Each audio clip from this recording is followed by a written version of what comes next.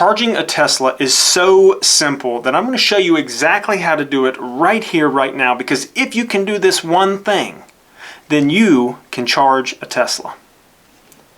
Tesla. Charger. Boop.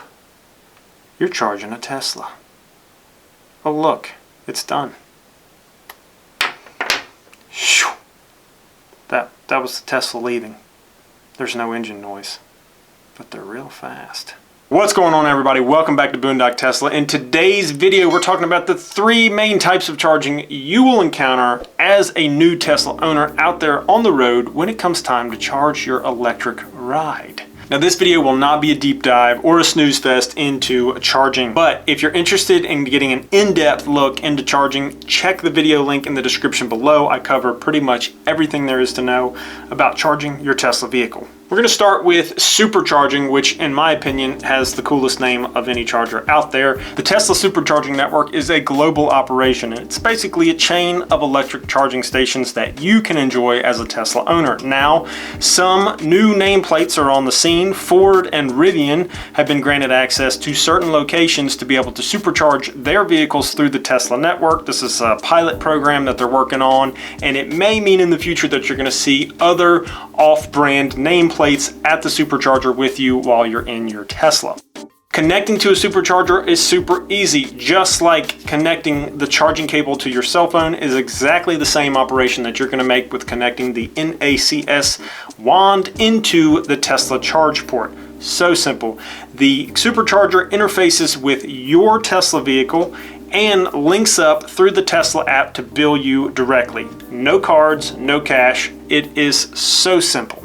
Now, supercharging is going to be the quickest way that you can charge your Tesla. I use it mostly on long distance trips when you're out there on the highway, just like you're pulling in for a pit stop and some fuel if you were driving a gas or diesel powered vehicle. Now, charging speeds are not as fast as filling up your tank with gas or diesel. However, by the time you connect into the charger, go into the convenience store, use the restroom, grab a snack, grab a drink, and get back out to the car, you've got like 2 minutes before you have to unplug and keep on rolling.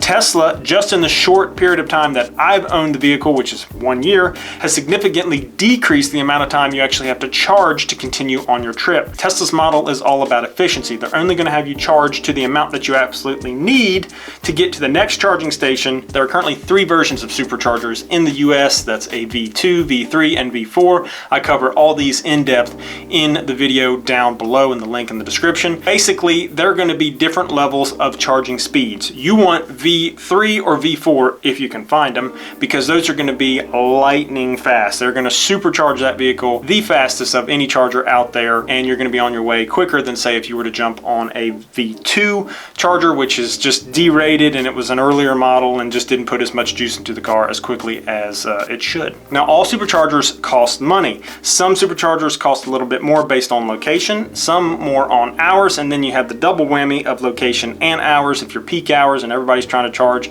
you're going to be dinged a little bit more in the wallet because everybody's trying to charge. You can find that information out though in your Tesla screen inside your vehicle. You can actually click on the supercharger location that you want to go to. It's going to show you how much everything costs. It's going to show you peak hours. It's going to show you amenities nearby. So if you want to go grab a bite to eat while your vehicle charges, you can do that. It tells you in the main screen. It's awesome. Now, the second type of charger we're going to talk about is destination chargers. You'll often find these at businesses, hotels, national parks, places like that. And these are chargers that you can plug in and connect to and charge your vehicle for free, at least in our experience, while you're visiting that place or business. Now, the amount of charge that you will get will vary wildly on these destination chargers, some as low as 7 miles of charge per hour charged, okay? Others can go all the way up to 48 miles per hour charged. For example, my wife and I went to Whole Foods. We plugged in and charged for about 51 minutes and we got 10 miles of range. So that is on the lower end, obviously, of these destination chargers. Compared to a hotel we stayed at where we charged for 1 hour and got 48 miles of range. Often you can find this information on what those chargers are going to produce through the Tesla website. They actually have a listing of destination chargers throughout the country that you can click on and kind of go in detail as to what you're going to get when you stop and plug up. Sometimes if you're staying at an hotel or an Airbnb, they may not be listed. A quick call to the hotel, they should be able to tell you what you can expect from that charger for an hour charged. But this is huge for EV ownership because there's one important factor that many people don't consider. Think about how many times you yourself have been to a hotel or an Airbnb where the host is like, hey, want me to go fill your tank up with gas or diesel? That never happens, at least not in my experience. However, if you have an EV, you go to the right hotel, they have a charger, you're getting free transportation, people. When my wife and I visited a hotel in Kentucky with a destination charger, we paid $0 for all of our transportation costs that entire week we stayed there. Now, the third type of charger we're gonna cover today is the home charger. These are a necessity, especially if you live out in the country. The benefit, though, is that they will save you a lot of money compared to using a supercharger, and they're better for your battery compared to a supercharger. The downside to the home charger is that they're not very fast. Now, when you purchase the plug-in style home charger from Tesla, you're gonna get two adapters. One is gonna be the standard 110 outlet adapter that you're gonna see much like you would plug in a coffee maker or something like that. This is very, very slow. Like, it may take an entire weekend of charging to get your vehicle to like 60 or 70 miles of range. It's not really worth it. But one way to use the full amount of power out of the plug-in style charger is to install a 240 volt outlet.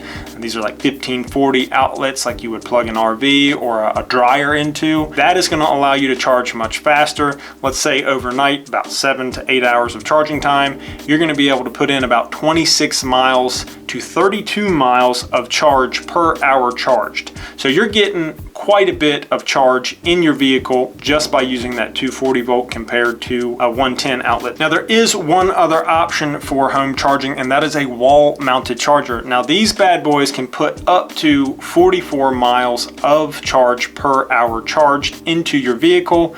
The downside is they are mounted and hardwired into your electric panel, so that requires the use of an electrician to set that up properly. Whatever charging you use, know that it is as simple as filling a vehicle up with gas, but much easier on the wallet. Thank you guys so much for watching. I'll see you in the next one.